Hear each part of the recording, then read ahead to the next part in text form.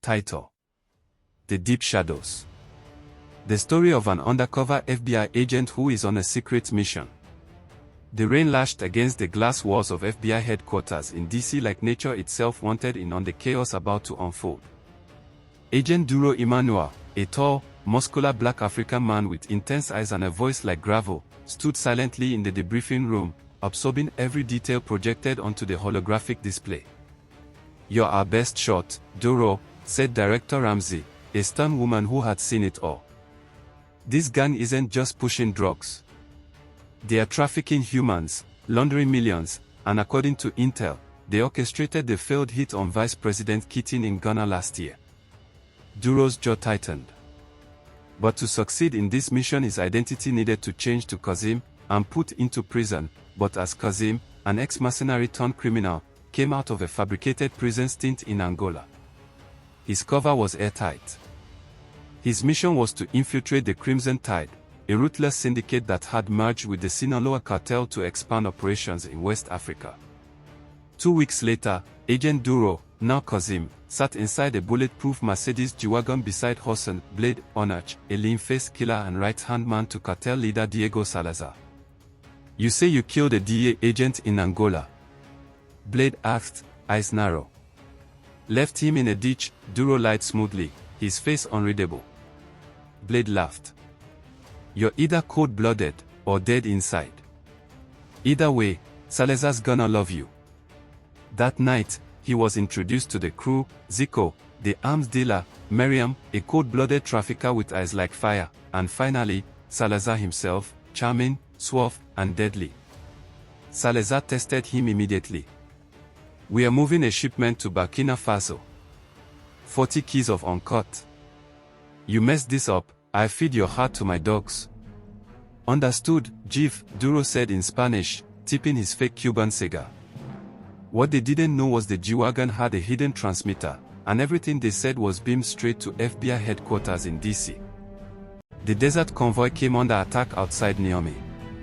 Rocket launchers lit the sky, and Duro sprang into action. With the precision of a ghost, he shot 3 ambushers and drove the truck off-road, saving the shipment. That night around a fire pit, Salazar tested him. "You saved $12 million worth of my product. Your family now?" Duro's face was stoic. Inside, his heart churned. He now had unrestricted access to cartel operations, including meetings that hinted at Project Goliath, a plot to assassinate Vice President Keating during a diplomatic visit to Ghana in 2 weeks. It was happening again. Miriam had grown suspicious. She tracked Duro's movements, planted a GPS bug, and found the hidden communication device in his shoe. The next morning, she pulled a gun on him. "Who do you really work for?" Duro didn't flinch. "Interpol. But I can be bought." It was a gamble. Her eyes narrowed, calculating. Then, she smiled wickedly. "Good. I need someone on the inside. Salazar doesn't know I'm working with the Russians. Help me take him out, and you'll be rich beyond measure." Duro reported everything to HQ that night. It was getting messier by the second. The gang moved humans like cattle, young girls, boys, stuffed into containers at the port. Duro wore a hidden body cam as he watched Miriam negotiate a deal with Eastern European traffickers. He wanted to burn it all to the ground right there, but he waited. Patience was the weapon. That night, the FBI gave him the go-ahead. Endgame is in 72 hours. Save the Vice President. At all cost. In Accra, Ghana. Independence Square. Vice President Keating's motorcade was expected at 1,400 hours. Duro was in position, feeding intel to a hidden earpiece. Miriam was across the square with a sniper rifle.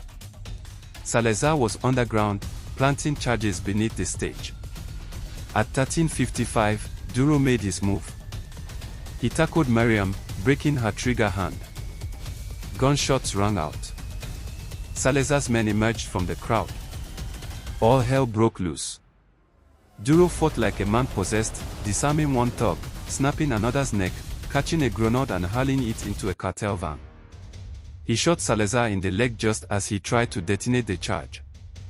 "Game over, Diablo," Duro growled, gun trained on his head. "Who are you?" Salazar spat. Duro pulled out his badge, shining it in the sun. "FBI." With Salazar, Miriam, and Blade captured, and over 60 trafficked individuals rescued, Duro returned to Lagos to find an anonymous letter at his safe house. It read, "You think it's over? Project Goliath was just the beginning. A friend." Back at FBI HQ, Duro was offered a promotion, a desk, and a medal. He refused them all. "There's more out there," he said. "I've seen what shadows hide." He walked out of the building, alone, disappearing into the streets once again. Because justice never sleeps. And neither does Agent Duro Emmanuel. Thanks for watching. Please subscribe to my channel for more interesting stories.